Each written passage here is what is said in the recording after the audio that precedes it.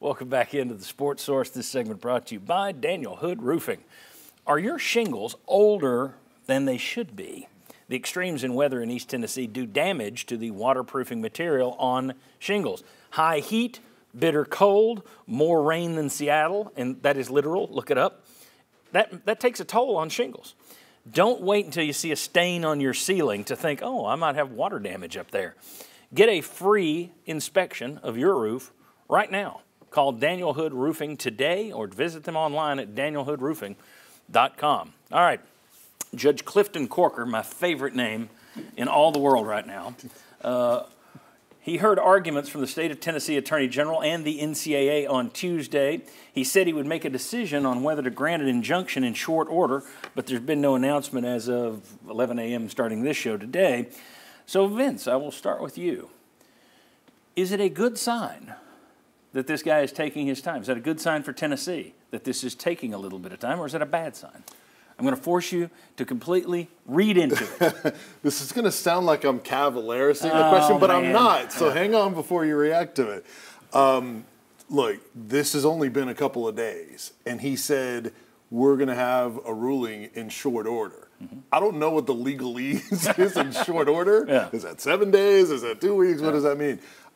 Only because, so that is an unknown, but because I think Tennessee is ultimately going to win this, I say it is still a positive because in the end, I think Tennessee will prevail in this. I think that it's no news is good news. I absolutely do. Because if Tennessee had not made a compelling argument that they have a right to have this injunction, it's over that quickly. Yes, so agreed. for me, no news is good news here. Does that mean it's a slam dunk? Because Judge Clifton Corker has to know that the toothpaste isn't going back in the tube. This injunction happens, there is no more NCAA oversight of NIL. So he's probably looking at it all and doing his due diligence, but I think no news is good news so far. I agree. I think that if Tennessee had blown this, if the Attorney General had blown this, they're asking for the injunction. I think it would have been very simple to say, no, here's a piece of paper that says no, get out. Whereas the taking time tells me he might be writing something up that says yes. I have no idea. We're just guessing. Jimmy, your thoughts on this? I'm going to say it's a good sign because Judge Corker has had time to realize the NCAA never wins a court case. And so he's not going to go against that tradition. Yeah, we talked about this on radio. This is the interesting thing. And Judge Corker could be one of three things. He could be the guy who's like, well, let's put it this way. You've seen the movie Miracle on 34th Street where the judge is forced into saying whether or not there's a Santa Claus. This isn't completely different from that in that if he says, yeah, death to the NCAA in terms of NIL rules, that's 500,000 athletes and the 1,000 schools that are impacted all by your decision. I may wait on that and I'll handle it in the court case and not do an injunction. At the other hand, he may be the type of guy who would want to shy away from that and be cautious and we'll do it later. He may be the kind of guy who's like, I can bring down the NCAA. Or he may just be a strict legal mind who is, look, I'm looking at the validity of the case. I don't care about the other stuff. We don't know. I don't know the guy.